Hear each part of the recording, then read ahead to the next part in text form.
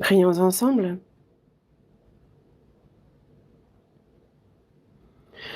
Dieu notre Père, toi qui nous aimes, qui es saint et miséricordieux,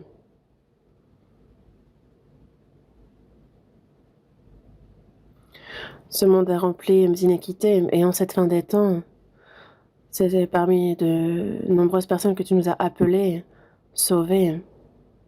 Tu nous as séparés saintement. Seigneur, tu nous as guidés dans ton Église, là où tu es, là où tu agis. Et tu nous permets de vivre en faisant le service, en te servant, en son sein, et nous te remercions pour cette grâce. À cette heure, nous qui avons reçu la rédemption de nos péchés par ton précieux sang, Seigneur, sommes réunis tous devant toi, Seigneur, pour louer ta grâce, ton grand amour, pour te remercier. Et nous voulons te remercier pour cette communion. Nous croyons qu'à cette heure encore, tu es parmi nous et tes regards sur chacun d'entre nous et que ta main puissante et miséricordieuse nous soutienne. Si dans notre cœur, il y a encore à tes yeux, Seigneur, des choses qui ne sont pas correctes, s'il y a des choses auxquelles nous n'obéissons pas, Seigneur, par ta parole, sanctifie-nous et que le reste de notre vie, nous puissions le vivre en tant que tes enfants sans être honteux, que l'on puisse agir comme il se doit. Guide-nous pour cela. Des églises en Corée, mais de nombreuses églises dans le monde entier, il y a, malgré les difficultés, malgré les épreuves, tous les frères et sœurs qui gardent la foi, Seigneur, par ta parole, par ta sagesse, par la puissance de ton Saint-Esprit, sois avec eux. Et quelles que soient les épreuves, les difficultés auxquelles ils font face, qu'ils puissent témoigner avec assurance de ton évangile et que de nombreuses âmes puissent être guidées à toi, Seigneur, et qu'ils soient sauvés, que ton œuvre s'accomplisse grandement. À tous les frères qui prêchent ton évangile, Seigneur, révèle, remplis-les toujours plus de la puissance de ton Saint-Esprit, de ta sagesse, de ta puissance. Que chaque pays puisse avoir davantage de sécurité, de liberté pour la prédication de l'Évangile. Garde-nous que l'on ne rencontre pas de difficultés. À ceux qui sont malades, rétablis-les promptement, que le reste de leur vie puisse être vécu pour toi, toujours plus. Accorde-leur cette occasion. En ton temps, tu nous donnes la parole dont nous avons besoin. Tu nous enseignes la voie à suivre. Seigneur, à cette heure encore, Seigneur, il y a la parole que tu souhaites nous révéler, comment il nous convient d'agir. Enseigne-le nous. Nous avons prié en nom du Seigneur Jésus. Amen.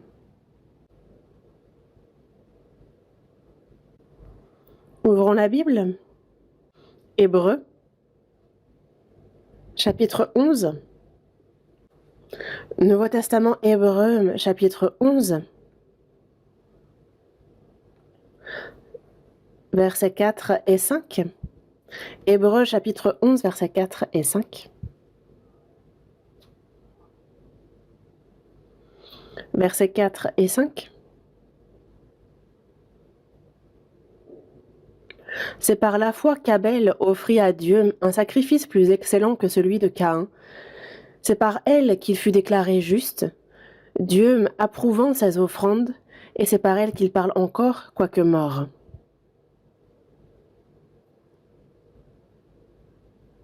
C'est par la foi qu'Enoch fut enlevé pour qu'il ne vît point la mort, et qu'il ne parut plus parce que Dieu l'avait enlevé. Car avant son enlèvement, il avait reçu le témoignage qu'il était agréable à Dieu. Jusqu'ici?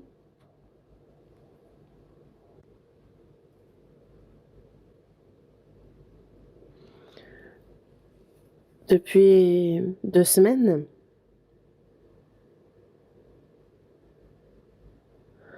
je vous parle d'Abel qui fut justifié par la foi et d'Enoch qui marcha avec Dieu par la foi. Aujourd'hui, dans la continuité, je m'apprête à vous parler encore de la foi d'Enoch. Après qu'Adam ait péché,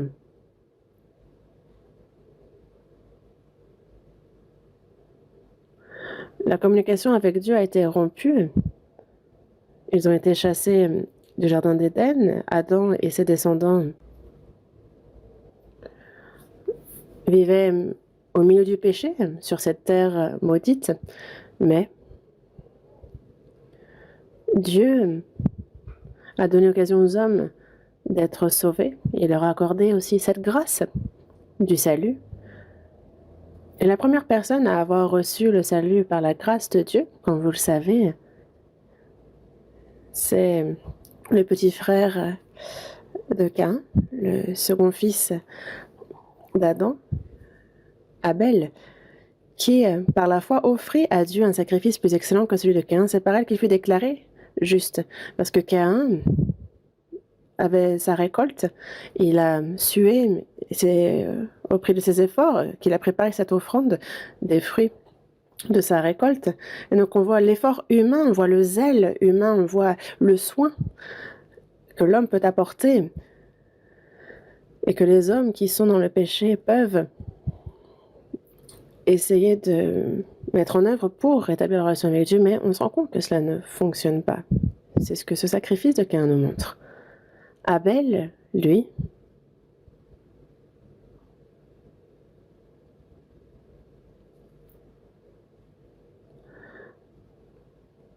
lorsqu'Adam et Ève, ses parents, ont été expulsés du jardin d'Éden, Dieu leur a fait un habit de peau. Donc il a sacrifié un animal, versé son sang pour leur faire ces habits et couvrir leur honte. Lui-même, Abel a versé le sang d'une bête et il a offert ce sacrifice à Dieu. Dieu a apporté un regard favorable à cette offrande et c'est par la foi qu'Abel offrait à Dieu un sacrifice plus excellent que celui de Caïn. Et on entend par là que l'homme qui a péché ne peut par ses propres efforts, par sa propre justice, rétablir la relation avec Dieu. Il faut qu'il y ait une vie sans péché qui est à la place. L'homme verse son sang. Il faut qu'il y ait rachat pour qu'il y ait rédemption, qu'on puisse être sauvé. Et cela, il l'a compris. Il a donc pris un agneau, il en a versé le sang et il a offert ce sacrifice. Et ça nous montre que dans les jours qui viendraient, il y aurait Jésus, agneau de Dieu, qui viendrait sur terre mourir à la place des pécheurs. Et que ceux qui ont foi, qui croient en cette grâce, sont sauvés. Cela nous montre cela à l'avance. Et c'est pour ça qu'Abel a compris la grâce de Dieu, reçu le salut, il a été déclaré juste. Et c'est le premier homme dans ce cas. Enoch, lui, c'est par la foi qu'il marcha avec Dieu, comme c'est écrit. C'est par la foi qu'il a donc pu ainsi recevoir le témoignage qu'il a été agréable à Dieu. Enoch nous montre en quoi consiste la vie du chrétien après le salut. Avant de recevoir le salut, nous sommes éloignés de Dieu, nous sommes perdus. Dans la première épître de Pierre, chapitre 2, verset 25, comme c'est écrit dans ce verset, il dit que vous étiez comme des brebis errantes, mais maintenant vous êtes retournés vers le pasteur et le gardien de vos âmes. Le fils prodigue avait quitté son père, commis toutes sortes de péchés, et lorsqu'il était proche de la mort, il se repent, retourne à son père. Il est accueilli par son père et retourne donc vivre avec lui. C'est exactement la même chose. Après notre salut, la vie de foi, c'est nous qui étions éloignés de Dieu. Désormais, nous vivons avec lui. En d'autres mots, nous marchons avec lui. Et parce que c'est vraiment très important, ceux qui sont sauvés, quelqu'un qui est retourné à Dieu ne peut pas, comme quelqu'un qui ne serait pas retourné à Dieu, comme quelqu'un qui est errant, comme quelqu'un qui est perdu, vivre comme ces personnes-là n'est pas possible aux chrétiens. Car nous ne sommes plus des brebis errantes, pécheurs, mais nous sommes retournés dans les bras de notre pasteur, de notre gardien. Et le Père disait bien, celui que j'avais perdu, mon fils, mais je l'ai retrouvé, il était mort, et il est retourné à la vie. De même, nous ne pouvons plus vivre comme avant. Le Père a aimé son Fils, comme toujours, le Fils qui avait quitté son Père. Désormais, il repense à ces temps d'errance et va servir davantage et mieux son Père. Nous, désormais, nous sommes dans les bras de notre Père. Nous sommes guidés, protégés, gouvernés par lui et nous menons une vie avec lui. Ce qui est important, c'est que par le précieux sang du Seigneur, il a racheté tous nos péchés. Et ça, ce sont des versets, ceux qui nous surprennent le plus dans la Bible, mais quelqu'un qui est sauvé, désormais, c'est que le Seigneur est avec lui. Parce que Jésus veut dire sauveur, mais il a également cet autre nom qui est Emmanuel, qui veut dire Dieu avec nous. Le but pour lequel il nous a sauvés, c'est afin d'être avec nous. Avant d'aller retrouver le Père dans les cieux et vivre éternellement avec lui, il faut que nous vivions ensemble sur terre. Et c'est pour cela que, après avoir reçu le salut, nous marchons avec Dieu. Et la première personne à avoir marché avec lui et à avoir été agréable à Dieu est Enoch. Et tout chrétien, après Enoch, désormais a pour modèle Enoch pour cette marche. Et c'est un contenu très important pour nous. On n'est pas là pour dire autrefois, fut un temps, c'était comme ça. Ce n'est pas un événement ponctuel du passé et ça ne s'arrête pas là. Nous, ça nous montre comment nous, maintenant, réellement, nous devons vivre.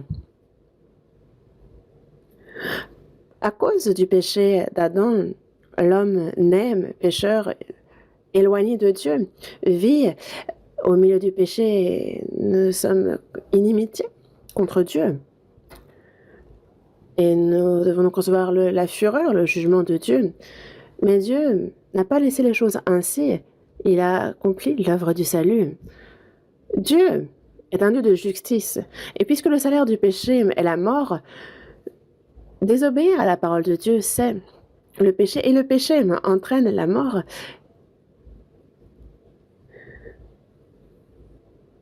Et donc la chair doit mourir pour le salaire du péché, mais après la mort, il y a la seconde mort qui est les temps de feu. Quand on nous dit le salaire du péché, c'est la mort, c'est de cette mort dont on parle. Mais Dieu, pour sauver l'homme, c'est Dieu qui, à notre place, a payé le salaire du péché. Il n'y avait pas d'autre moyen. L'homme, concernant les péchés qu'il commet, et ce péché qui nous vient depuis Adam, l'homme de lui-même ne peut pas échapper à cette destinée du péché. Et c'est pour cela qu'il a fait que ce soit Dieu qui règle le problème du péché. C'est pour cela que lui a donné son Fils unique en forme d'homme, lui qui est sans péché. Et il a emprunté le ventre d'une vierge, il est né en homme et au cours de sa vie, il a complètement, à notre place, observé toute la loi. Jésus est juste. Et c'est un juste qui a dû mourir pour les injustes. Et donc c'est un juste qui est mort pour tous les pécheurs à notre place. Dans Ésaïe, chapitre 53, verset 6 aussi, il est écrit que l'Éternel a fait retomber sur lui l'iniquité de nous tous. Dieu a fait retomber l'iniquité de tout le monde sur cette terre. Sur Jésus qui, lui, est venu dans ce monde sans péché. Il a fait retomber, donc il a remis sur lui l'iniquité de nous tous. Sur Jésus qui est l'agneau de Dieu. Et lui, c'est un victime expiatoire qui est mort et qui a sur la croix accompli la rédemption éternelle. Et jusqu'à ce que ce monde prenne fin, jusqu'au dernier homme, c'est le péché de tous les hommes qu'il a pardonné. Et c'est un fait que nous connaissons, mais dans ce monde, quelles que soient les atrocités qu'on ait pu faire, prenons l'exemple lors de la Seconde Guerre mondiale, d'Hitler et de son péché, des 6 millions de Juifs qu'il a fait tuer. Vous savez bien que ce péché aussi a été pardonné. Quel que soit le péché atroce d'un pécheur, il n'y a pas de péché qui n'ait pas été pardonné. Mais il faut pour cela, avant de mourir, croire en la grâce du Seigneur. Vous voyez, quand Jésus a été crucifié, il y avait à ses côtés deux brigands, l'un mourut et l'autre fut au ciel avec lui. Les deux ont commis des atrocités, mais l'un s'est repenti de ses péchés alors que lui donc s'est repenti, il a reçu ce que Jésus accomplissait. Et le Seigneur lui a bien dit, ce soir, tu seras avec moi au paradis. Et juste avant même de mourir, ce pécheur qui avait commis toutes sortes d'atrocités, c'est par la grâce du Seigneur qu'il a pu entrer au ciel. Et cela, c'est la même chose pour nous, nous aussi. Si nous mourons, nous sommes des pécheurs voués à la perdition, mais nous avons reçu le salut. Jésus, alors qu'il accomplit le salut, sa vie, toute sa vie sur cette terre, pour nous, chrétiens nés de nouveau, cette vie nous montre un exemple de la vie à mener nous-mêmes. Jésus nous a montré l'exemple. Dans Matthieu, chapitre 3, on a Jésus qui est baptisé dans le Jourdain. Et pourquoi Jésus, qui n'est pas pécheur, a-t-il été baptisé? C'est que il représente. Il est comme le représentant de tous les pécheurs. Quelqu'un qui n'est pas pécheur n'a pas à être baptisé. Mais Jésus a été baptisé par Jean-Baptiste. Lui, qui était sans péché, a été baptisé. C'est pour nous montrer que lui, qui n'est pas pécheur, a pour les pécheurs. Avant, il nous montre qu'il va mourir, qu'il va être enseveli et qu'il va ressusciter. Lorsque Jésus ressort de l'eau, il y a le ciel qui s'ouvre et il y a Dieu qui fait descendre l'Esprit comme une colombe. Et la voix de Dieu se fit entendre. L'Éternel donc dit, celui-ci est mon fils bien-aimé, en qui j'ai mis toute mon affection. Et ce verset est vraiment très important. Jésus est mort, il a ressuscité, les portes des cieux se sont ouvertes. Cela nous dit bien que avant cela, les portes étaient fermées et donc entre l'homme et Dieu, il y avait donc cette communication entre Dieu et les hommes qui était rompue à cause du péché. Dans Ésaïe,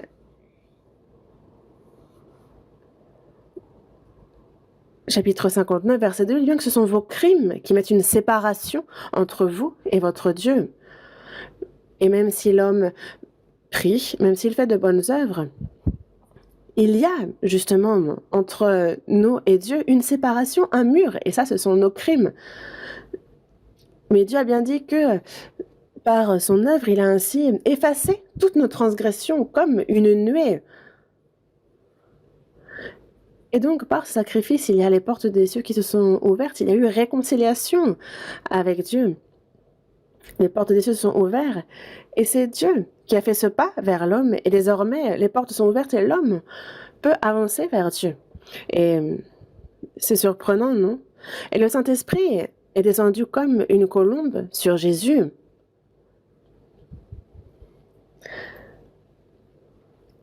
Jésus, il n'était pas nécessaire forcément de répéter que le Saint-Esprit est descendu sur Jésus, parce qu'en soi, Jésus est Dieu, il est le Saint-Esprit, mais Jésus est né dans ce monde, mais déjà, il est né de l'Esprit. Jésus, depuis qu'il est sur cette terre, de sa naissance jusqu'à sa mort, jusqu'à ce qu'il soit ressuscité, Dieu a toujours été avec lui, le Saint-Esprit a toujours été avec lui, ils sont inséparables. Jésus a été baptisé, il est ressorti de l'eau, et là, le Saint-Esprit est descendu sur lui. Qu'est-ce que cela veut dire? On entend l'Éternel qui dit « Celui-ci est mon fils bien-aimé, en qui j'ai émis toute mon affection. » Dieu montre bien ici qu'il est son fils unique. Donc, il est fils unique de Dieu. Il est mon fils bien-aimé, en qui j'ai mis toute mon affection. Imaginez combien Dieu l'aime.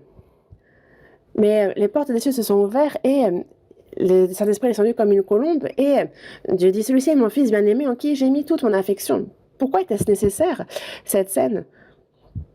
Ce n'est pas pour Jésus, mais c'est Jésus donc, qui meurt et qui ressuscite pour les âmes par sa mort et par sa résurrection. Donc ceux qui reçoivent le salut par la foi, ce qu'il a accompli, alors le Saint-Esprit descend sur eux, et c'est ce que cela montre à l'avance. On dit on a reçu le salut, on est né de nouveau, on a reçu le Saint-Esprit, la vie éternelle, tout cela revient à dire la même chose. On reçoit le salut d'un côté, puis ensuite on est de nouveau, plus tard on reçoit le Saint-Esprit. Non, ça ne marche pas comme ça. C'est le Saint-Esprit qui nous fait connaître la grâce de Dieu.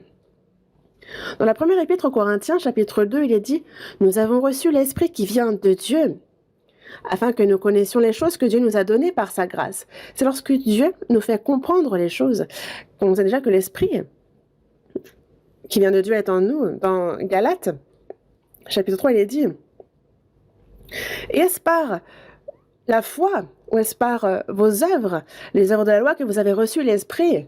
Même si vous ne le savez pas, si vous êtes sauvés, le Saint-Esprit est en vous. » Le Seigneur a pris tous mes péchés et il est entré en moi. Justement, en fait, on a reçu le salut, on est né de nouveau, on a reçu l'Esprit, on est devenu enfant de Dieu. Tout cela en une seule fois. Et on a donc l'Esprit en nous. Et tout cela revient à dire la même chose. C'est quelque chose, c'est un fait surprenant qui s'est accompli une fois pour toutes.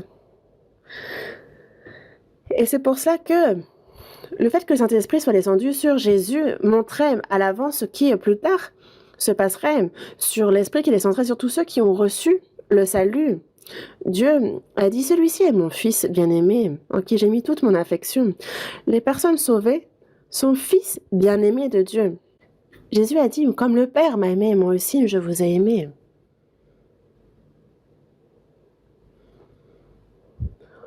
Cet amour dont le Père m'a aimé, c'est du même amour que moi je vous ai aimé. Dieu a donné son Fils unique, imaginez combien il l'aime. Celui-ci est mon Fils bien-aimé en qui j'ai mis toute mon affection, et c'est cet amour qui nous a été donné, le Fils unique de Dieu. C'est pour nous qu'il a été jusqu'à mourir par amour pour nous. Et nous, c'est un amour qu'on ne peut pas complètement comprendre. Celui-ci est mon Fils bien-aimé. Il s'adresse ici à nous. Dans Romains chapitre 8, verset 16, l'Esprit lui-même rend témoignage à notre esprit que nous sommes enfants de Dieu. Quand nous recevons le salut, le Saint-Esprit entre en nous et le Saint-Esprit s'adresse à notre esprit. Et nous sommes donc un seul et même esprit. Dans 1 Corinthiens chapitre 6, verset 17, il est dit que celui qui s'attache au Seigneur est avec lui un seul esprit. Quand nous recevons le salut, il y a l'Esprit du Seigneur qui entre en nous et mon esprit font un. Vous ne comprenez pas bien, n'est-ce pas? Mais si vous ne comprenez pas, il suffit de croire. Ce que Dieu fait, comment est-ce que nous pourrions tout saisir de ce qu'il fait? Dieu est celui qui peut tout faire. Si c'est la Bible qui le dit, alors il suffit de croire qu'il en sera ainsi. Dieu a donné son Fils unique à notre place pour pardonner nos péchés. Quand on pense à cela, est-ce que c'est compréhensible? Dieu, le créateur des cieux, de l'univers, de toutes choses, lui qu'on ne voit pas, vient sur terre à aimer des pécheurs misérables comme nous. On ne comprend pas. Il faut croire. Il y a son Fils unique qui est venu sur terre pour mourir pour mes péchés, pour un pécheur comme moi. On ne comprend pas. Il suffit de croire. Dieu, désormais, à ceux qui sont sauvés, il leur dit « Mon Fils bien-aimé ». Désormais, le Saint-Esprit est en nous. Et cet esprit témoigne à notre esprit que nous sommes enfants de Dieu. Le fait qu'il a pardonné nos péchés, le fait qu'il nous ait justifiés, qu'il nous a sauvés, qu'il nous a donné la vie. Il me dit, mon fils bien-aimé.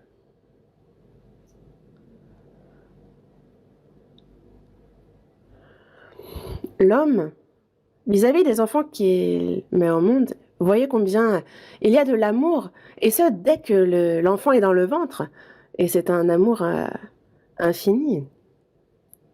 L'enfant naît, il est dans les bras de sa mère, et lorsqu'il tète, on n'imagine même pas à quel point les parents aiment leurs enfants, et que l'enfant fasse ses besoins, ses parents vont l'aimer tout autant. Est-ce que c'est parce que l'enfant a fait quelque chose qu'on l'aime? Non. Juste parce que c'est leur enfant, les parents aiment cet enfant. Et nous, voyez combien Dieu nous aime pour qu'il nous sauve. Nous sommes vraiment, oui, le sujet d'amour pour Dieu. Parce qu'il a été jusqu'à donner son Fils unique. Il a versé son sang pour nous sauver. Il a donné sa vie pour nous. Donc vous voyez combien grand est cet amour, combien il nous aime. Les parents mettent au monde leurs enfants. Et depuis que cet enfant est dans le ventre, il y a pourtant les douleurs de l'enfantement. Il y a l'accouchement qui est difficile. Et cette souffrance fait que la mère aime encore davantage son enfant. Mais nous, on pourrait se dire, au contraire, on devrait aimer moins l'enfant. Mais dans le temps, beaucoup mouraient en couche. Ça arrivait fréquemment que des mères meurent en donnant naissance à leur enfant.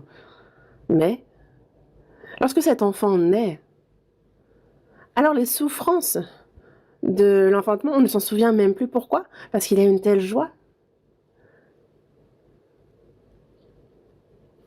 Et on voit ici à quel point la personne aime son enfant. Et l'amour dont nous aime le Père, en fait, on n'en saisit pas une once. Est-ce que vous savez à quel point Dieu vous aime? Encore maintenant, Dieu nous dit, mon Fils bien-aimé. Et c'est certain. Dans la première épître de Jean, chapitre 4, verset 9, il est écrit que l'amour de Dieu a été manifesté envers nous en ce que Dieu a envoyé son Fils unique dans le monde afin que nous vivions par lui. Donc, c'est non point que nous l'avons aimé en premier, mais lui nous a aimés et il a envoyé son Fils comme victime expiatoire pour nos péchés. Et constamment, on nous répète qu'il a manifesté son amour, qu'il nous a aimés. Dans la première épître de Jean, chapitre 4, verset 16, il est dit « Et nous avons connu l'amour que Dieu a pour nous, et nous y avons cru. Dieu est amour. » Désormais, Dieu nous dit « Mon Fils bien-aimé ». Et que dit-il ensuite? « En qui j'ai mis toute mon affection. » Et il met toute son affection à notre égard. Les parents se réjouissent à la vue de leurs enfants et on ne se rend pas compte à quel point les enfants réjouissent les parents. Je lisais un livre et ce livre disait que les enfants grandissent et quand ils sont plus petits, donc ils sont adorables, ils grandissent et ils commencent à être plus rebelles, à faire des bêtises. Quand, primaire 3, CM2, ça commence après collège, ils commencent à vraiment ne plus écouter, à en faire qu'à leur tête. Ce n'est pas le cas pour tout le monde, mais ils commencent à essayer de tromper les autres. Et nous, on a envie de se dire, s'il pouvait être resté bébé, il était si adorable, comment est-ce qu'il peut être si détestable désormais?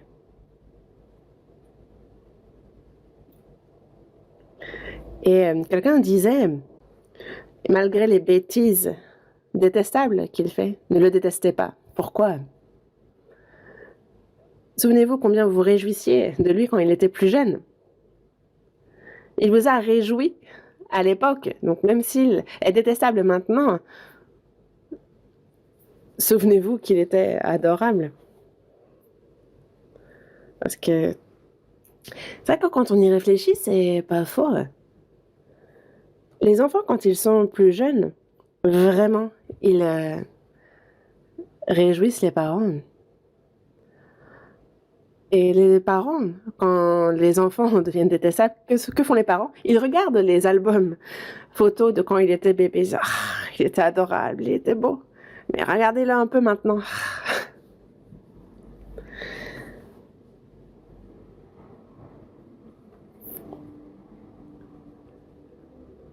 Ce serait pourtant génial qu'ils ne soient qu'adorables vis-à-vis de leurs parents, mais Dieu dit bien, celui-ci est mon fils bien-aimé en qui j'ai mis toute mon affection. Nous, si nous avons reçu le salut, nous sommes donc des fils bien-aimés de Dieu et il nous faut donc lui être agréables.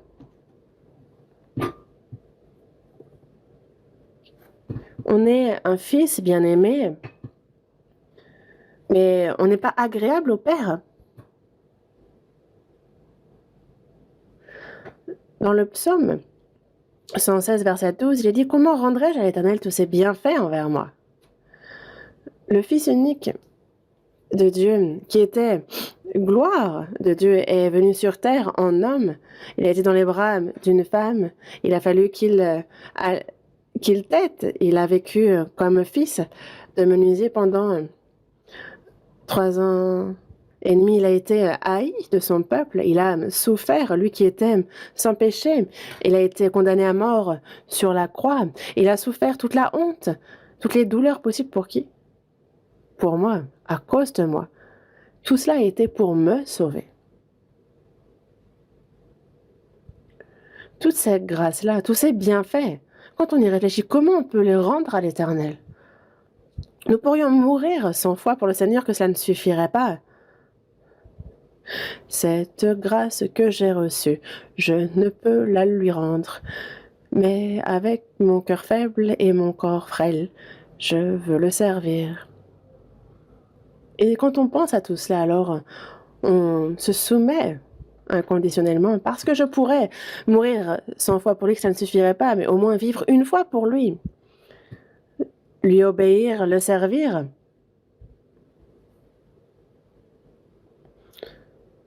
Mener une vie qui lui est agréable, et ça doit être une évidence.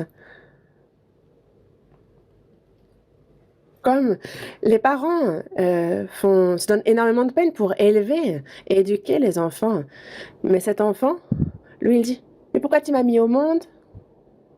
Et qu'est-ce que tu fais pour moi? Vous avez jamais vu ça? Tant mieux si vous n'avez jamais réagi comme ça.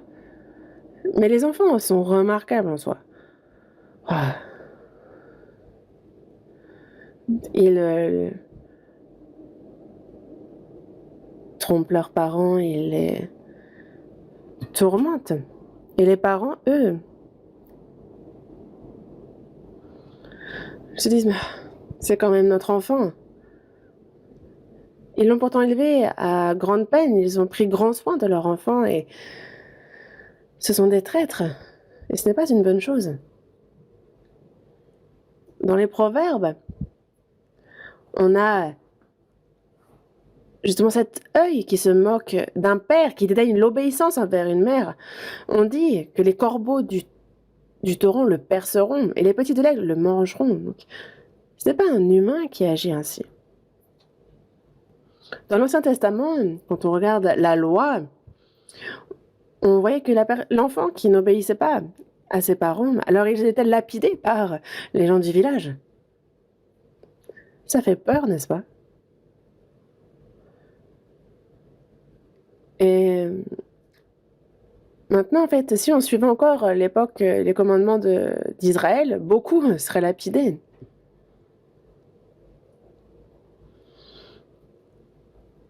Dans ce monde aussi, on dit bien que le pire, ce sont ceux qui n'ont pas la piété filiale. Et on a ce commandement qui s'adresse aux hommes, honore ton père et ta mère. Il n'y a qu'un commandement où il nous dit de faire quelque chose. Les autres disent de ne pas faire ceci et cela parce que ce ne sont pas de bonnes choses. Mais puisque c'est une bonne chose, il nous dit de faire, d'honorer notre père, notre mère, parce qu'ils nous ont élevés, ils nous ont éduqués. Et c'est le plus grand bien que l'homme puisse faire en tant qu'humain. Dieu qui nous a créés, il m'a formé à son image et nous a donné l'âme, l'esprit. Il est celui qui m'aime et qui pour cela a donné son Fils unique. Il a été jusqu'à le faire mourir pour moi. Lui, ce Seigneur qui a pardonné pour nous ces péchés atroces que nous avions commis, lui qui a donné sa vie pour moi, par amour pour moi. Il me parle de cet amour qu'il a pour moi et que dois-je faire vis-à-vis de cela? Est-ce que vous ne pensez pas qu'il nous faut justement être agréable à Dieu?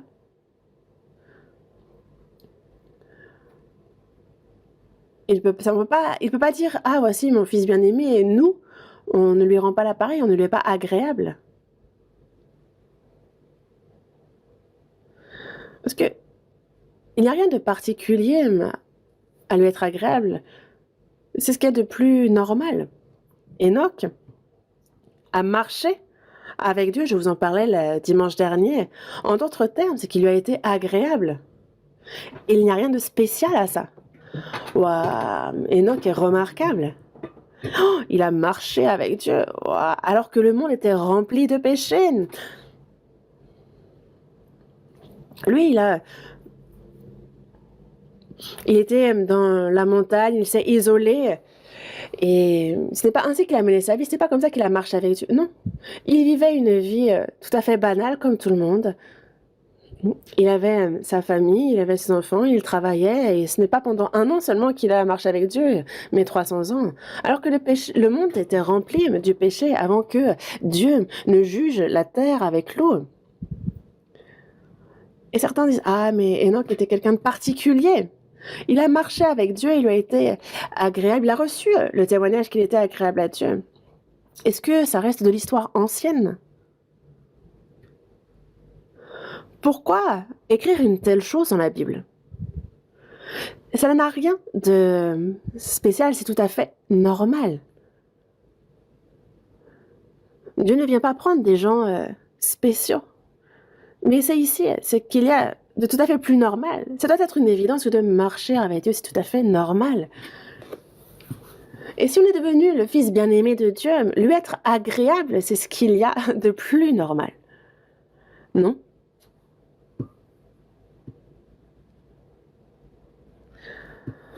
Il faut réfléchir. Est-ce que c'est ce que je fais? Si ce n'est pas le cas, c'est anormal alors. On va se dire: «Oh non, c'est les personnes spéciales hein, qui vraiment peuvent vivre ainsi. Nous, oh là là, non». Mais pas du tout.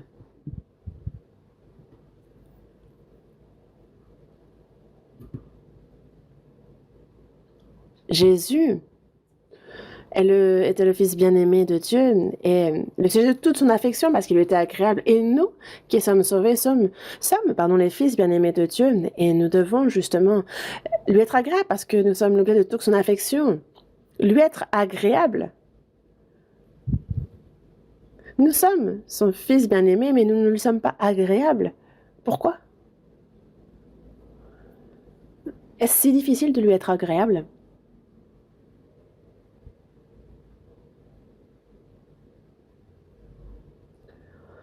Voyons l'Évangile selon Jean, chapitre 8. Évangile selon Jean, chapitre 8, verset 29.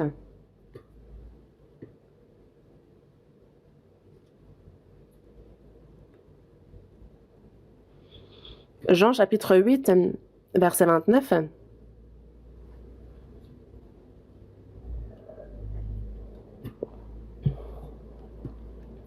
Celui qui m'a envoyé est avec moi.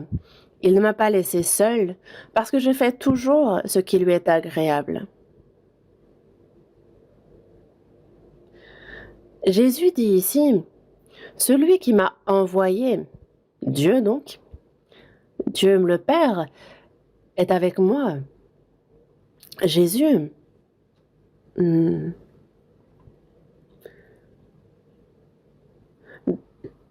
depuis qu'il est venu dans ce monde et jusqu'à ce qu'il soit crucifié, qu'il monte dans les cieux, Dieu a été avec lui. Celui qui m'a envoyé est avec moi. Il ne m'a pas laissé seul parce que je fais toujours ce qui lui est agréable. Donc, Dieu est avec moi et je fais toujours ce qui lui est agréable.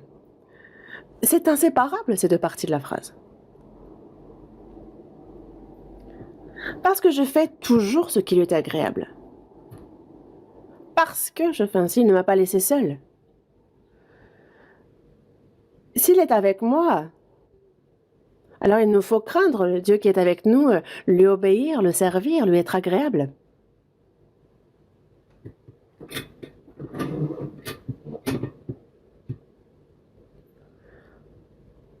Dans cette parole de Jésus, est-ce que cela ne s'adresse qu'à Jésus? Dieu aussi est avec nous. Et nous, il nous faut toujours faire ce qui lui est agréable. Dieu est avec nous. Si nous lui sommes agréables, alors il ne nous laisse pas seuls. Alors il est toujours avec nous.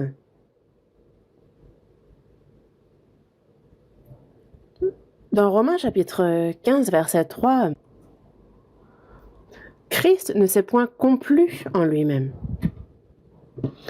Christ n'a pas cherché à être agréable à lui-même, mais au Père qui l'a envoyé, à Dieu qui est avec lui. C'est à lui qu'il a été agréable, à lui seul. Il ne s'est pas complu en lui-même. Second épître aux Corinthiens, chapitre 5. Voyons ce passage un instant. Second épître aux Corinthiens, chapitre 5.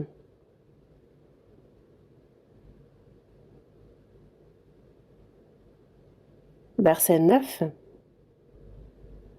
Versets 9 et 10.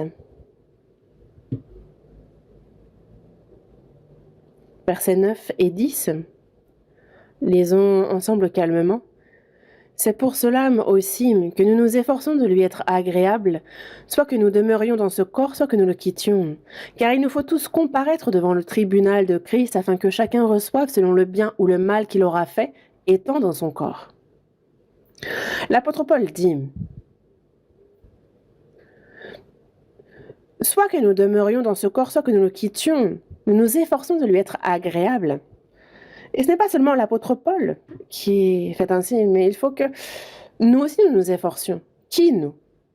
Nous chrétiens. Soit que nous demeurions dans ce corps, soit que nous le quittions, donc que nous vivions, que nous mourions, qu'on demeure dans ce monde ou qu'on quitte ce monde et qu'on se retrouve devant le Seigneur.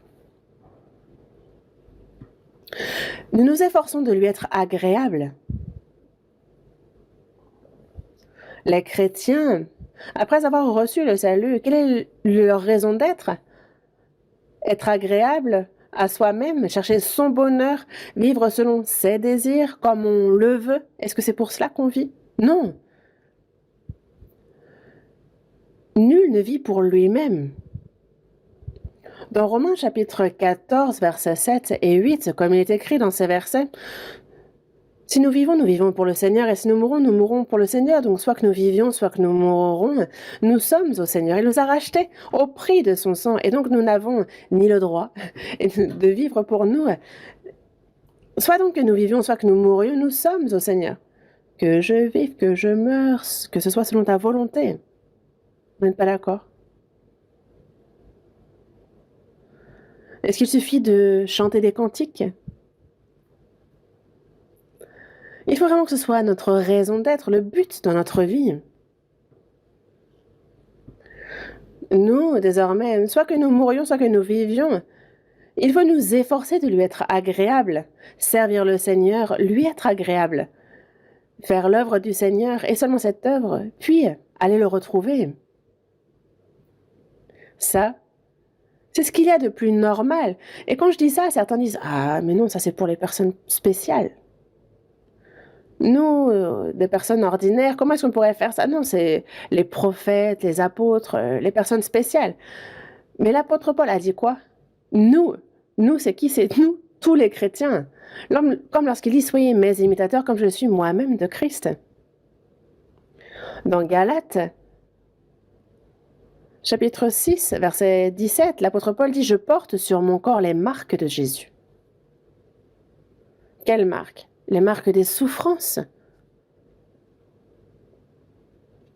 L'apôtre Paul, après avoir reçu le salut toute sa vie, il a souhaité aller à Rome, prêcher l'évangile, mais il n'a pas vécu pour lui. Alors, il allait être décapité là-bas, mais de toute sa vie, il n'a pas vécu pour lui-même. Il n'a pas cherché à se complaire en lui-même, mais c'est pour le Seigneur qu'il a pourtant connu tant de souffrances. Et dans la première épître aux Corinthiens, chapitre 11, il a dit « Soyez mes imitateurs comme je le suis moi-même de Christ ». C'est un modèle.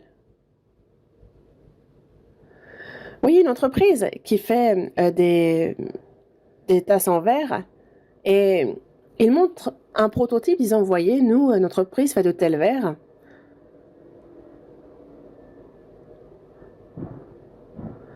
On voit le prototype et la personne qui fait une commande, il faut qu'elle reçoive la même chose que ce prototype. On reçoit la commande et on voit que c'est différent. Non, alors c'est faux. Ce n'est pas du cristal, mais ça y ressemble, n'est-ce pas? Mais j'ai commandé du cristal et il y a une espèce de verre semblable au cristal qui vient. Non, ce n'est pas pareil.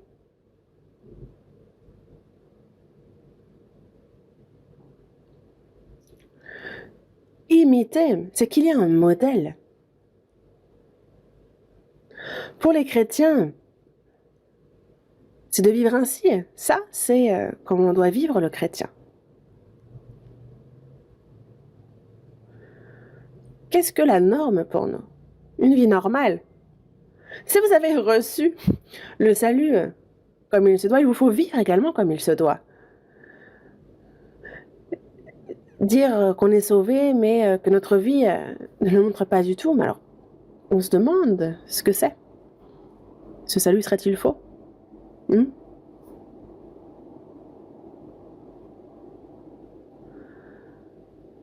Efforcez-vous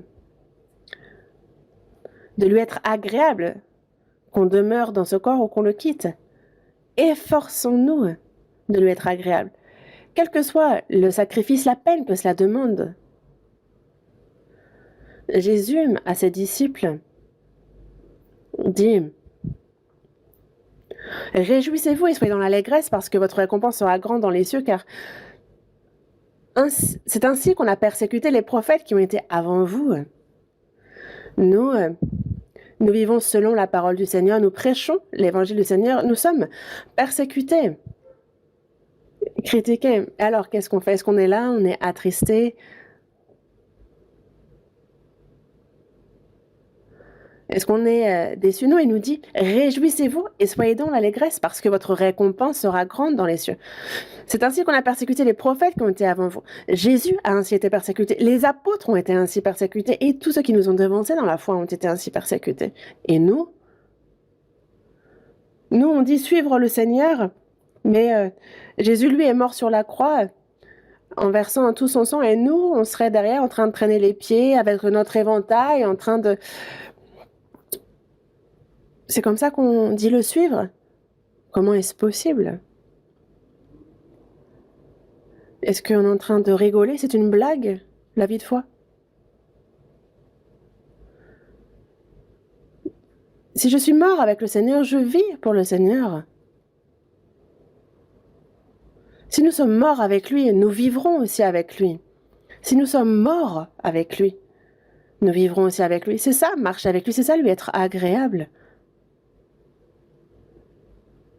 Si nous persévérons, nous régnerons aussi avec lui. Si nous le renions, lui aussi nous reniera. Que l'on vive ou que l'on meure, c'est lui être agréable. Non? Oui ou non? Voyons ce que dit la Bible. Et il faut faire une introspection. Pourquoi vivre ainsi? Nous devons faire ainsi. Pourquoi? Parce qu'il nous faut tous comparaître devant le tribunal de Christ. Nous, chrétiens, nous qui avons reçu le salut, nous ne serons pas jugés pour aller en enfer. Parce que les gens de ce monde, justement, en fait, seront jugés selon leurs péchés et la punition, le châtiment sera différent en enfer. Mais les chrétiens doivent-ils être jugés Oui, mais non pas pour l'enfer, mais en fonction de comment ils auront vécu, parce que la gloire reçue sera différente ensuite. Évidemment. On a reçu le salut, mais il y a ceux qui sont agréables à Dieu et ceux qui ne le sont pas. Il y a ceux qui servent le Seigneur, il y a ceux qui se servent eux-mêmes. Donc on a ici, c'est un peu comme une personne qui se dit sauvée, et il y a ceux qui pêchent ici et là.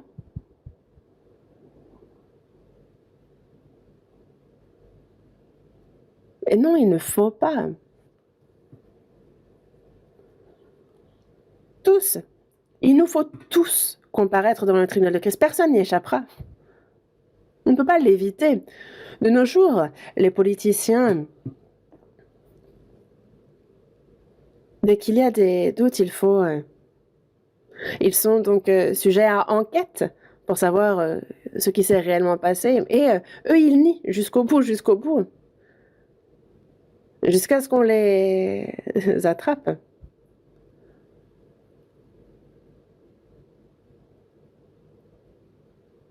Devant le Seigneur. Non.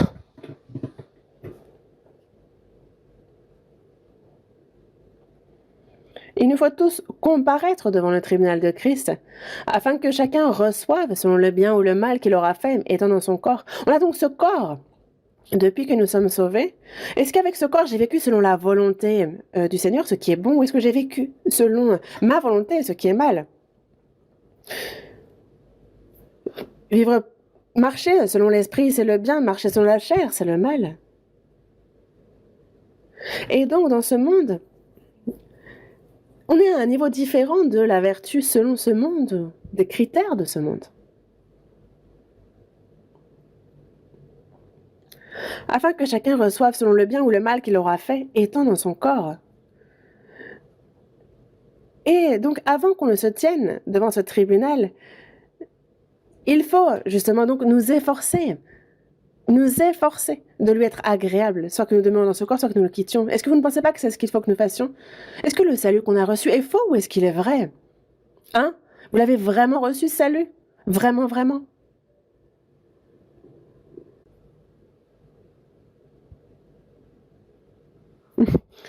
Il y a cette vraie huile de sésame dans le nom, et il y a la vraie huile de sésame aussi. On a le Saint Évangile, le vrai christianisme, le vrai Jésus. En fait, ils mettent ce vrai partout devant, et on aimerait que ce soit vrai. Nous, vraiment, si nous avons compris la grâce de Dieu, nous avons reçu le salut, en fait, on a beau réfléchir, c'est du 100%, c'est véritable. Oui, on écoute les témoignages et c'est certain. Mais alors, dans ce cas-là, il faut que la vie après soit liée aussi. Le témoignage est splendide. Mais la vie, il est beaucoup moins. Alors les gens se disent, qu'est-ce que c'est que ça?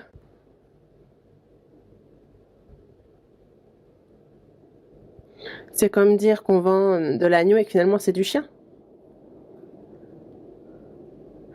C'est une blague, mais en fait c'est une contradiction. Non, ça ne va pas ensemble. Non. Des chrétiens qui ont cette contradiction-là, non. Nous, le salut qu'on a reçu est certain. S'il est véritable, alors ça mène à la vie de foi. C'est comme on a une personne, il va y avoir son ombre qui la suit. Mais une personne physique et une ombre de chien, non. Et donc nous avons, c'est comme, donc on a le véritable qui est la foi et l'ombre qui est les œuvres. Il nous faut être dans la prière, dans l'examen de soi-même. Est-ce que le sermon, c'est le pasteur qui est là et qui fait son one-man show et ceux qui écoutent et sont là, waouh, intéressant, il parle bien. Est-ce que c'est ça? Est-ce qu'on est là pour ça lors du sermon? À chaque fois qu'on se réunit, c'est pour écouter, voir ce que le Seigneur veut nous dire, ce que Dieu à nous dire. On est consolé par cette parole. On reçoit la joie, le courage, on est réprimandé parfois.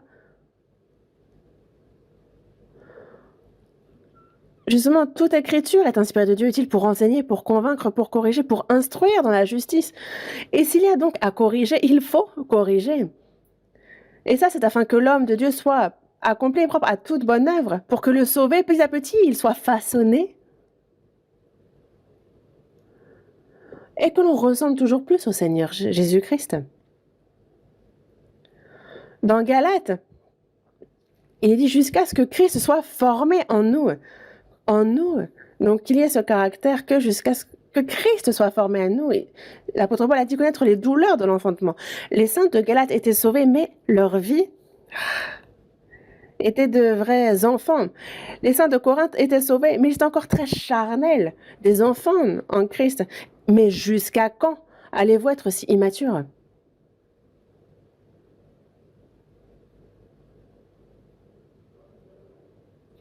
C'est pour ça que dans Éphésiens chapitre 4, on nous parle aussi d'arriver à la mesure de la stature parfaite de Christ. Petit à petit, donc on ressemble au Seigneur. Et le Seigneur, quand il va revenir, il va transformer jusqu'à notre corps.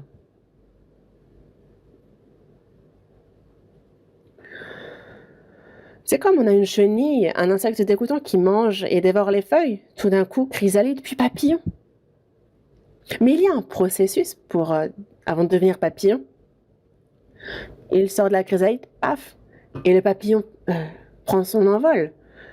Petit à petit, on ressemble davantage au Seigneur, et lorsqu'il revient, alors il va jusqu'à transformer notre corps pour un corps divin.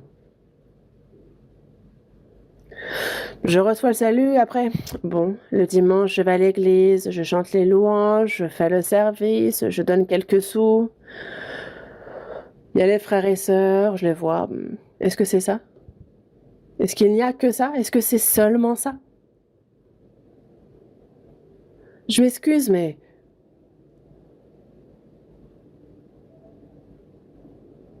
ça, il faut s'examiner sévèrement. Dans Éphésiens chapitre 5, verset 10, examinez ce qui est agréable au Seigneur. C'est ce qui nous est dit. Cherchez à voir ce qui est agréable à Dieu. Dans Romains chapitre 12, verset 1, je vous exhorte donc, frères, par la compassion de Dieu, à offrir vos corps comme un sacrifice vivant, saint, agréable à Dieu, qui sera de votre part un culte raisonnable. Il y a ce corps. Il faut désormais l'offrir comme un sacrifice vivant, agréable à Dieu. Auparavant, quand on allait à l'église le dimanche, c'est avant que je ne reçoive le salut, il y avait le pasteur âgé qui donc se revêtait d'un habit splendide et qui disait « Commençons la communion, commençons le culte ». Et celui qui adore le Seigneur doit l'adorer en esprit et en vérité. Et avec une voix très pieuse. « Commençons le culte ». Et puis après, « ting, ting, ting ». Cling, cling, la cloche sonnait pour annoncer la fin du culte. Mais est-ce que c'est ça? Après le salut, jusqu'à ce qu'on retrouve le Seigneur, toute notre vie est un culte raisonnable, est un sacrifice vivant. C'est un sacrifice vivant, saint, agréable à Dieu. Et c'est ça que doit devenir notre vie. Tout ce que nous disons, tout ce que nous faisons, tout doit être agréable à Dieu dans notre vie. Et c'est ça, le sacrifice vivant, le culte raisonnable.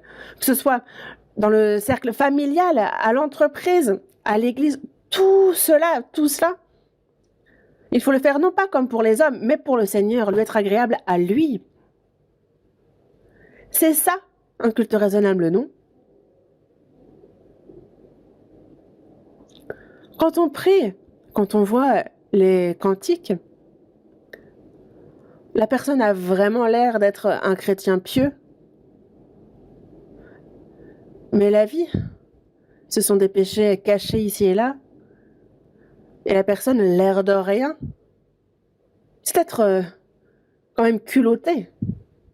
Est-ce qu'on peut tromper Dieu? Ne vous trompez pas vous-même. Les chrétiens, que ce soit devant Dieu, devant les hommes, il faut que l'on puisse être honteux devant personne.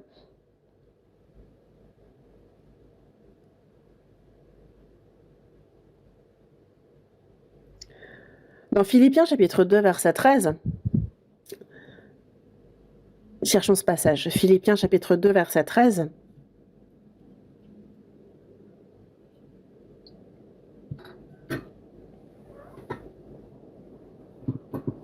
Philippiens chapitre 2, verset 13. Lisons ensemble. Car c'est Dieu qui produit en vous le vouloir et le faire selon son bon plaisir. Celui qui produit en vous le vouloir et le faire, c'est Dieu. Il est en chacun d'entre nous. Il est aussi en nous, dans ce troupeau. Je serai en vous et vous serez en moi. En fait, nous sommes désormais indissociables du Seigneur.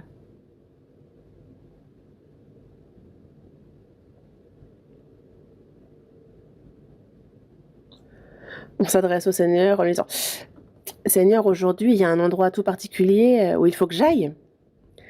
Et tu ne vas pas beaucoup aimer ce lieu-là, donc reste à la maison tranquillement. Je vais aller y faire un tour et revenir. » Et Jésus dirait « Va, prends soin de toi et reviens vite. » Vous pensez que c'est ce qu'il répondrait? Il dit « Je te suis. » Pourquoi? Nous sommes désormais indissociables. Où pensez-vous aller avec le Seigneur alors? Est-ce que vous pouvez faire quelque chose en cachette du Seigneur?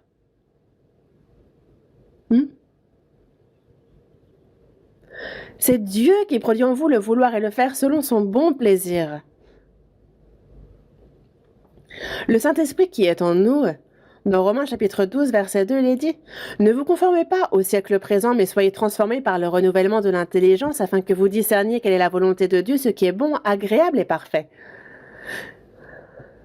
Donc ne vous conformez pas au siècle présent qui est corrompu, mauvais, mais soyez transformés par le renouvellement de l'intelligence afin qu'on puisse discerner quand on écoute la parole, quand on l'apprend, quand on y obéit. En fait, quand on mène une telle vie, alors notre cœur doit être changé. Ne pas se conformer au siècle présent, à ce siècle corrompu. Mais il nous faut discerner quelle est la volonté de Dieu, ce qui est bon, agréable et parfait. Quelle est la volonté de Dieu? Donc, ne faire sa volonté et ne pas faire ce qu'il déteste. Faire ce qui est bon pour Dieu et ne pas faire ce qui n'est pas bon. Est-ce que vous ne pensez pas que c'est comme ça qu'il faut que nous vivions? Ça, c'est un chrétien normal. Si le chrétien est chrétien, il faut qu'il mène une vie de chrétien. Hein? Car c'est Dieu qui produit en vous le vouloir et le faire selon son bon plaisir. C'est le Saint-Esprit qui nous fait connaître quelle est la volonté de Dieu, ce qui est bon, agréable et parfait. Il nous le fait connaître, il nous fait vouloir, et il nous donne également la force pour le faire. Il nous aide à mettre en pratique. Est-ce que ce n'est pas ce que nous disent ce verset? Il produit en nous le vouloir, le faire. Quel est le vouloir? De faire la volonté de Dieu, justement. De vivre ou mourir, si c'est la volonté du Seigneur. Le seul vœu de ma vie est le suivant, vivre pour le Seigneur, et au jour de quitter ce monde, retrouver le Seigneur. Ce monde passe, ce monde c'est pour un moment. Ne passez pas ce temps en vain, le temps qui nous est accordé. Le temps qui nous est accordé pour pouvoir rendre à l'Éternel tous ses bienfaits, cette grâce du salut est si court et nous sommes si faibles. Mais c'est ce que le Seigneur veut, que nous vivions pour lui. Alors comment comptez-vous faire? Nous sommes pourtant faibles. Mais nous voulons vivre pour le Seigneur, lui être agréable. Il veut nous voir, nous efforcer de lui être agréable. C'est ce qu'il veut voir.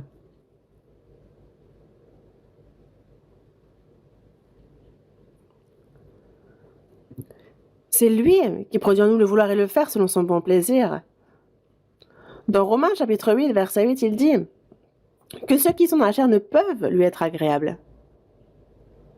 Ceux qui marchent selon la chair, donc ceux qui suivent les convoitises de leur chair, ceux qui font comme bon leur semble, selon leur bon plaisir, comment ces personnes-là peuvent-elles être agréables à Dieu? Lorsqu'il y a... Lorsque personne fait, est-ce qu'on peut faire les deux? Suivre ma chair, faire ce qui me plaît, et en plus, en même temps, faire la volonté de Dieu? Si on a un but, ça c'est, il faut s'y donner corps et âme, que je vive, que je meure. Et ça vaut le coup. Le Seigneur est avec nous et en plus il va nous aider. Dans la première épître aux Corinthiens, chapitre 7, du verset 32 au verset 34, il dit que celui qui n'est pas marié s'inquiète des choses du Seigneur, des moyens de plaire au Seigneur. Et celui qui est marié, lui, s'inquiète des choses du monde, des moyens de plaire à sa femme. Le jeune qui n'est pas marié, lui, tout son corps, tout son cœur cherche et s'inquiète des choses du Seigneur, des moyens de plaire au Seigneur. Alors que celui qui est marié s'inquiète des choses du monde, comment plaire à sa femme. Et donc son cœur, est irrésolu, il est divisé.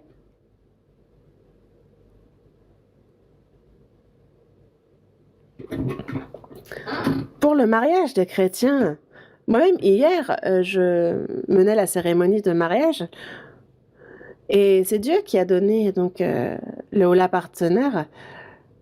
Est-ce que c'est seulement pour bien s'entendre et bien vivre à deux? Dieu permet de bien s'entendre et de vivre à deux, mais nous, il y a le Seigneur qui nous a sauvés, qui est avec nous. Nous, on le sert, on le craint. C'est pour lui que nous vivons. Et c'est pour vivre pour lui qu'il a réuni ces deux personnes, qu'il a uni leur cœur. Parce que deux valent mieux qu'un, parce qu'ils retirent un bon salaire de leur travail. C'est parce qu'à deux, on sert davantage le Seigneur. C'est afin de vivre toujours plus pour le Seigneur. C'est pour ça qu'il a donc accordé ce partenaire.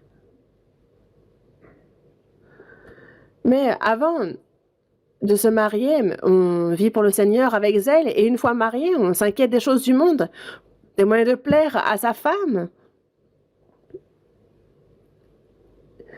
Et on ne peut pas donc avoir un cœur irrésolu vis-à-vis du fait de servir le Seigneur, de lui être agréable. Une fois sauvé, il faut désormais unir son cœur, sa force, et servir encore plus le Seigneur, lui être encore plus agréable. C'est pour cela qu'on se marie. Mais si cela divise le cœur, il y a une personne auparavant, je dirige la cérémonie du mariage, et après, je ne revois plus les mariés. On ne les voit plus. Wow. Ils se sont laissés glisser comme des tourtereaux. Et ils ont glissé sur la mauvaise pente. On n'y pense plus, puis d'un coup, ils réapparaissent. Après avoir goûté au plaisir du monde. Mais non, ce n'est pas les plaisirs, ils ont souffert au plus haut point. Est-ce que vous pensez qu'à vivre ainsi, on peut être heureux? Nous, si nous vivons pour le Seigneur, après le salut, deux personnes unissent leurs forces, leur cœur. Quelles que soient les épreuves et les difficultés, ils servent le Seigneur, ils vivent pour le Seigneur. S'ils s'efforcent de vivre pour lui, de lui être agréable, alors Dieu les bénit. Et lorsque nous sommes agréables à Dieu, alors lui, il nous donne tout pour que nous-mêmes nous soyons heureux. Et c'est ça le bonheur, c'est ça la bénédiction. L'apôtre Paul,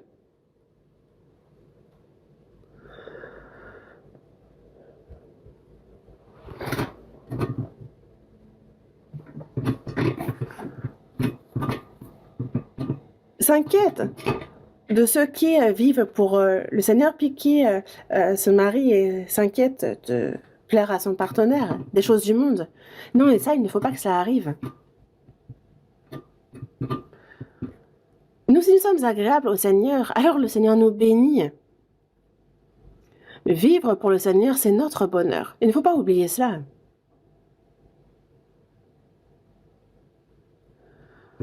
Dans la première épître aux Thessaloniciens, chapitre 4, verset 1, l'apôtre Paul dit « Puisque vous avez appris de nous comment vous devez vous conduire et plaire à Dieu et que c'est là ce que vous faites, nous vous prions et nous vous conjurons de marcher à cet égard de progrès en progrès. » Les saints Thessaloniques étaient agréables à Dieu. Ils ont appris comment ils devaient se conduire et plaire à Dieu, et c'est ce qu'ils font. Mais il les prie, il les conjure de marcher à cet égard de progrès en progrès. Toujours être plus agréable et de plaire toujours davantage à Dieu.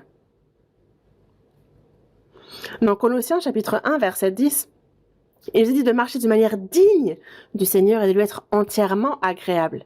D'une manière digne du Seigneur. Et ce qu'on pense, dont on parle, nos actions, que toujours ce soit digne du Seigneur. Que ce soit droit aux yeux du Seigneur.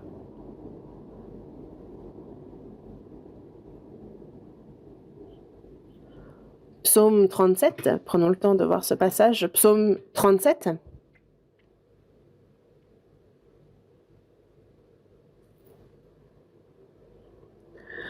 Verset 23. Lisons ensemble. « L'Éternel affermit les pas de l'homme, et il prend plaisir à sa voix. L'Éternel affermit les pas de l'homme. »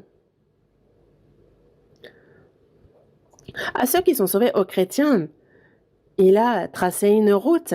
Et depuis que nous sommes sauvés, jusqu'à ce que nous retrouvions le Seigneur, il y a donc ce parcours fixé. La Bible nous décrit ce parcours. Dans le psaume 32, verset 8, il est dit « Je t'instruirai et te montrerai la voie que tu dois suivre. Je te conseillerai, j'aurai le regard sur toi pour voir si oui ou non tu suis la voie que je t'indique. »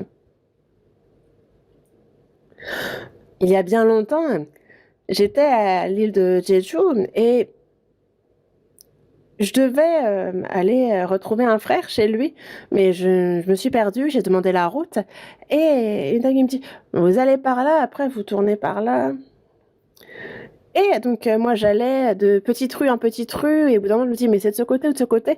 Et la personne qui m'a indiqué la route, donc c'était une femme, elle me dit « Mais pas par là, de l'autre côté !»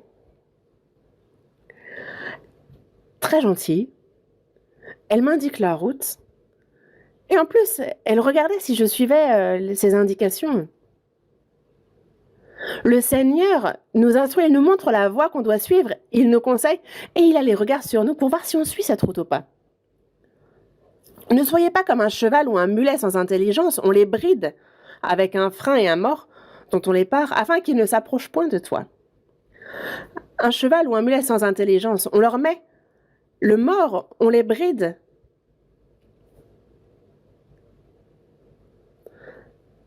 Parce que, justement, en fait, sans ça, il ne bouge pas. Mais qu'on n'en arrive pas là, mais juste tout en douceur, justement, que faites-le de vous-même, qu'on n'ait pas à vous traîner. En fait, c'est ce que cela veut dire. Il y a le chemin que le Seigneur a fixé et il prend plaisir à nous voir marcher sur cette voie-là, à suivre ce chemin qu'il a fixé pour nous. C'est de cela dont il se réjouit.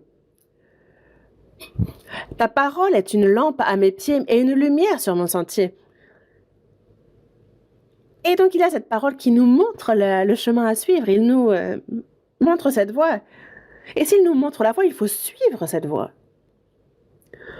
On apprend la Bible autant qu'on peut, puis après, on prend la tangente, on suit le chemin qu'on veut. Pourquoi apprendre la Bible alors, hein ?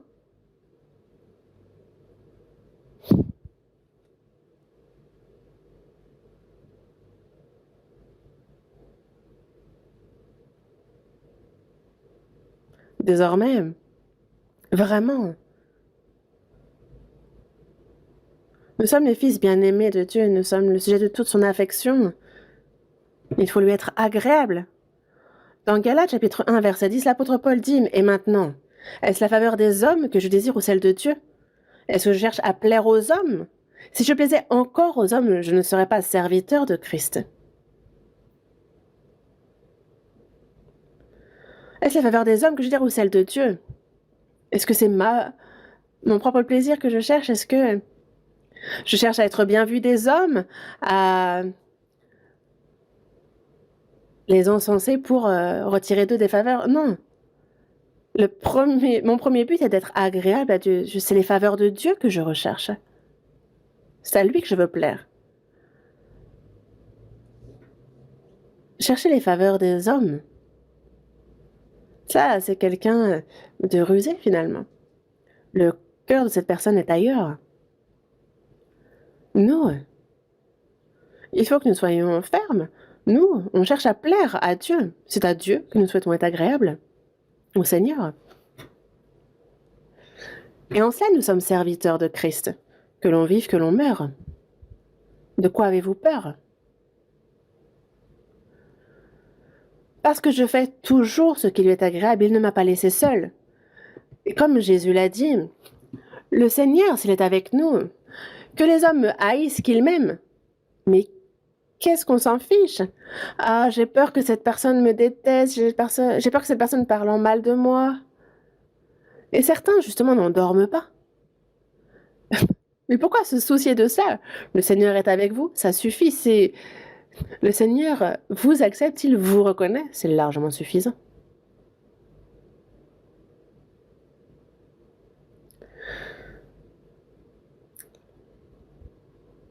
Jésus, durant sa vie sur cette terre, a été tant persécuté, il a même été crucifié, et il connut la gloire.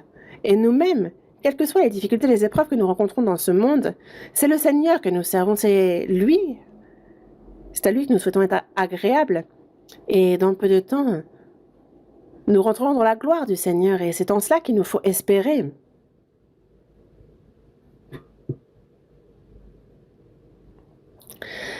Il nous dit, celui-ci est mon fils bien-aimé en qui j'ai mis toute mon affection. Il faut que nous recevions le témoignage que nous lui avons été agréables. Dans Proverbes, chapitre 11, verset 1, il y a la balance fausse qui est en horreur à l'Éternel. Mais le poids juste lui est agréable. Il y a cette balance fausse. Dans les Proverbes, chapitre 24, verset 12, on a celui qui pèse les cœurs, Dieu. Dieu, lui, pèse les cœurs. Il a cette balance pour notre cœur. Et qu'est-ce qu'il va peser? Dans Matthieu, chapitre 6, verset 24, il est dit que nul ne peut servir deux maîtres. Car ou il haïra l'un et aimera l'autre, ou il s'attachera à l'un et méprisera l'autre. Donc on va aimer l'un plus que l'autre, on va haïr l'autre. Donc vous ne pouvez servir Dieu et Mammon. Ah, moi quand je vois ce verset, en fait ça me fait frémir. Au début, je me suis dit, le Seigneur exagère.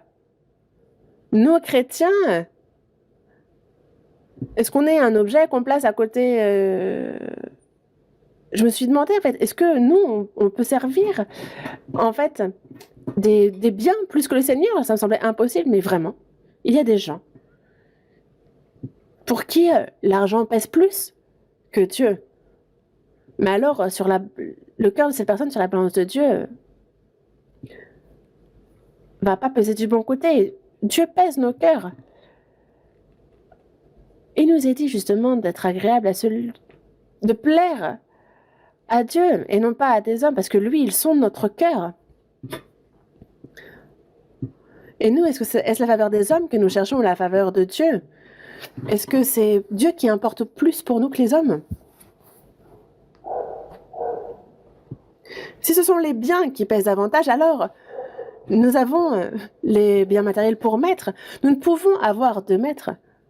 Et si ce n'est pas Dieu que nous servons, c'est de l'idolâtrie. Dans Colossiens chapitre 3, verset 5, il est dit que la cupidité est une idolâtrie. Si nous avons donc cette idole cachée qui est l'argent dans notre cœur, pensant que les biens matériels vont s'occuper de nos funérailles, qu'ils vont suffire à notre bonheur. Mais non. Dieu, qui a sauvé notre âme, sait tout ce dont nous avons besoin. Il a dit nous aider. Mais si c'est par mes propres moyens que je cherche à obtenir les biens matériels, et vous pensez que ce sont les biens matériels qui vont vous préserver, alors quand vous priez, priez ainsi. Ah, argent, tu es mon Dieu, mon maître. Dieu, lui, connaît toutes choses. Il sonde nos cœurs. Et il ne faut donc pas vivre ainsi. Dieu donne la sagesse, la connaissance à ceux qui lui sont agréables. Il donne toutes choses à ces personnes. Si nous sommes agréables, alors il nous donne toutes choses. Dans Proverbe chapitre 15, verset 8, il est dit que la prière des hommes droits lui est agréable. La prière des hommes droits, c'est quoi? La prière, ce n'est pas juste Amen et c'est fini. Non, après le Amen, désormais, il faut agir. C'est lié à la prière. Quand nous prions, on dit que je boive, que je mange, quoi que je fasse, que ce soit pour ta gloire, permets-moi de vivre ainsi. On prie, c'est beau. Mais quand on voit la vie de cette personne, c'est comme si elle avait tout oublié de sa prière.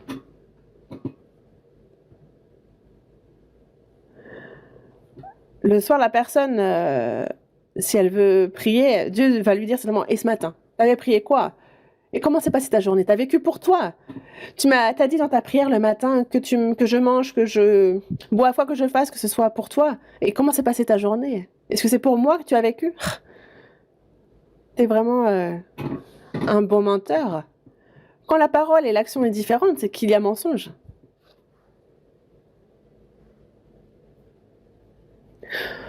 Dans la première épître de Jean, chapitre 3, verset 22, il dit que quoi que ce soit que nous demandions, nous le recevons de lui parce que nous gardons ses commandements et que nous faisons ce qui lui est agréable. Lorsque nous gardons sa parole, lorsque nous faisons ce qui lui est agréable, alors lui, il nous donne tout ce que nous demandons. Il l'a dit. Il écoute la prière de ceux qui lui sont agréables.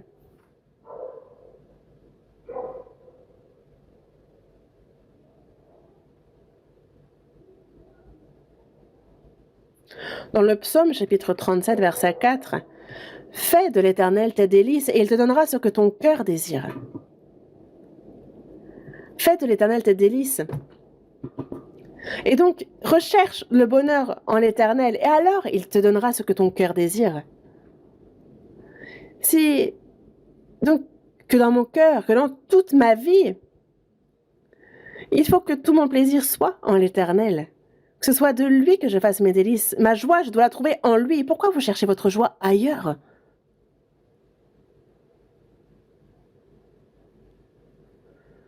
Seigneur, tu m'as sauvé. Seigneur, tu es avec moi. Seigneur, tu m'aimes.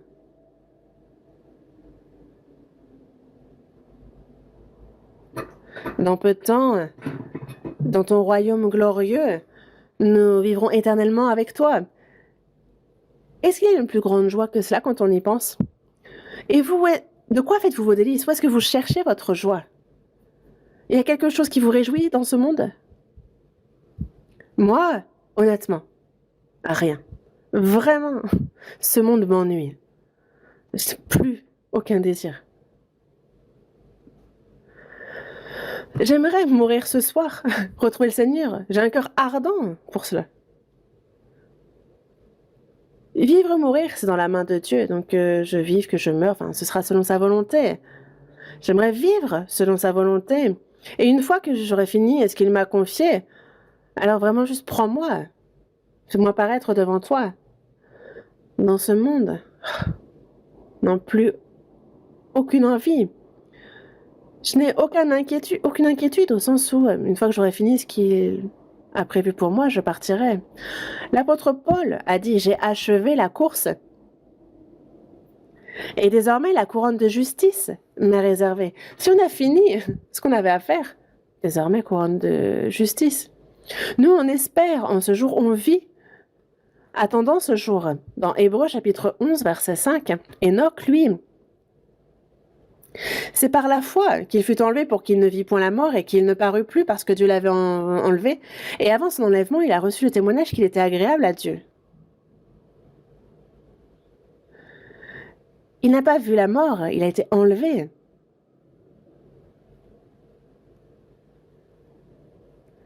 Nous, comme Enoch, nous vivons à une époque où nous pouvons ne pas voir la mort et être enlevés. Ça, c'est certain. Moi, parfois, aux frères et sœurs, je dis la chose suivante. Ah, moi, je suis âgée. Il y a plus de 60 ans que je suis sauvée. Je peux aller devant le Seigneur à tout moment désormais. J'attends plus grand-chose. Je n'ai pas grand-chose à me glorifier, mais bon. En tout cas, je n'ai pas de regrets. Et quand je dis ça, les frères disent « faut qu'on parte ensemble ». Oui, c'est vrai. Mais le jour du Seigneur, de son retour, est si proche. Le jour du Seigneur. Nous, comme Enoch, nous pouvons de notre vivant rencontrer le Seigneur. Enoch, avant que le monde ne soit jugé par les eaux, le monde était rempli d'iniquité et Dieu a pris Enoch. Ce monde est réservé pour le jugement par le feu et il viendra chercher les saints, sauvés avant cela. Dans 1 Thessaloniciens chapitre 4, verset 16, il le dit bien. Le Seigneur lui-même a un signal donné à la voix d'un archange et au son de la trompette de Dieu, il descendra du ciel et les morts en Christ ressusciteront premièrement. Ensuite, nous, les vivants, qui serons restés, nous serons tous ensemble enlevés avec eux sur des nuées à la rencontre du Seigneur dans les airs et ainsi, nous serons toujours avec le Seigneur. Le Seigneur, quand il revient, il y a donc ceux qui sont morts en Christ, sauvés, qui eux, donc, premièrement, ressusciteront, et ensuite, nous, les vivants, nous, qui sommes restés, nous serons ensemble enlevés sur des nuées. Et nous nous séparons définitivement de ce monde et nous irons à la rencontre de notre Seigneur dans les airs, et c'est notre désir ardent. Est-ce que le Seigneur va venir aujourd'hui? S'il ne vient pas aujourd'hui, est-ce qu'il viendra demain? S'il ne vient pas cette année, est-ce qu'il viendra l'année prochaine? Le jour du retour du Seigneur est si proche. J'ai bien l'impression que je l'ai dit déjà hier.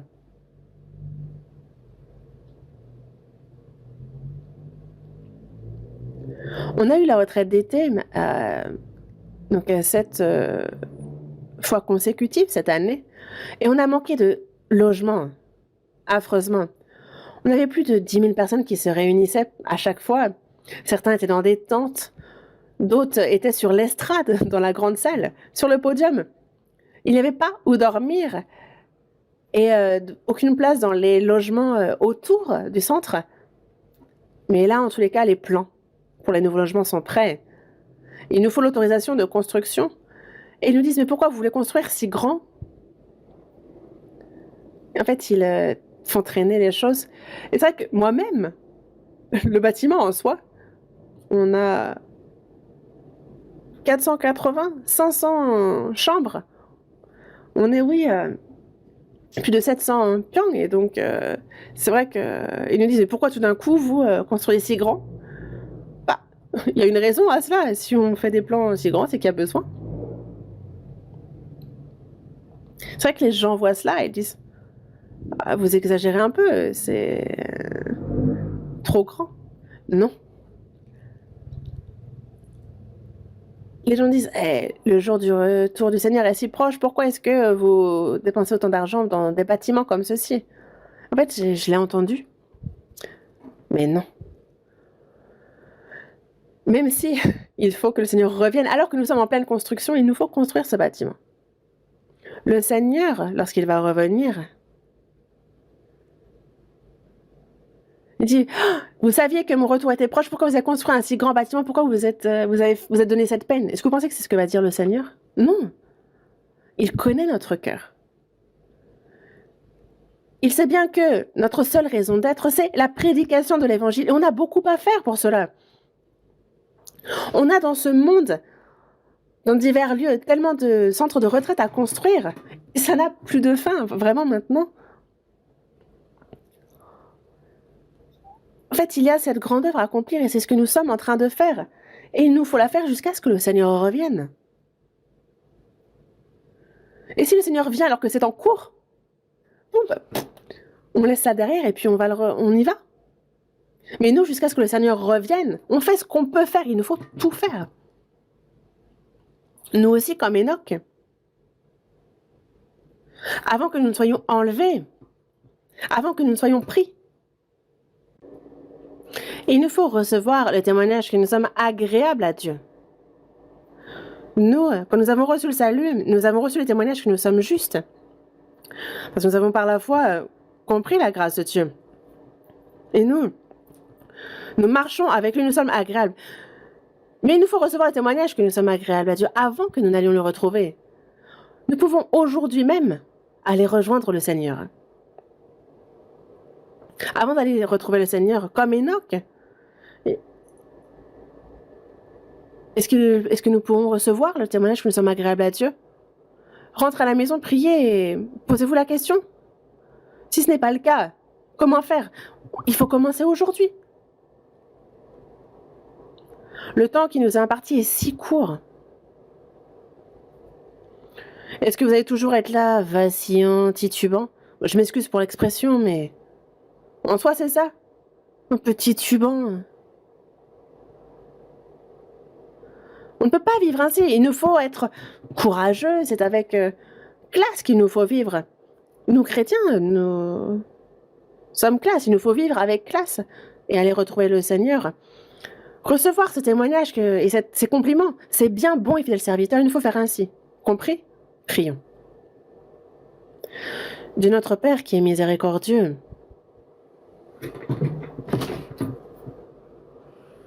Dieu, nous étions éloignés de toi et vivions dans le péché. Nous étions pécheurs, mais par ton grand amour, ta grande grâce, tu nous as sauvés. Nous qui avons reçu la vie éternelle, nous voulons que le reste de notre vie, nous qui avons été rachetés, notre âme, notre corps, à un grand prix, au prix de ton sang. Seigneur, tu es avec nous. Nous voulons marcher selon l'esprit que tu as mis en nous et qui nous accompagne. Te servir. Nous voulons te glorifier. Aide-nous à vivre le reste de notre vie pour cela. Guide-nous. Enoch, avant d'être enlevé, a reçu le témoignage qu'il était agréable. De même, nous aussi, que tout le reste de notre vie te soit agréable, qu'on puisse recevoir le témoignage que nous te sommes agréables. Seigneur Jésus, que toujours nous puissions être agréables. Et parce que Jésus a toujours fait ce qui était agréable, tu ne l'as pas laissé seul. Nous aussi, nous voulons te servir, te craindre, t'être agréable. Vivre ainsi, et qu'ensuite, Seigneur, toi qui reviendras dans peu de temps, que nous puissions nous tenir sans honte devant ta gloire, guide-nous pour cela. Nous avons prié au nom de notre Seigneur Jésus. Amen.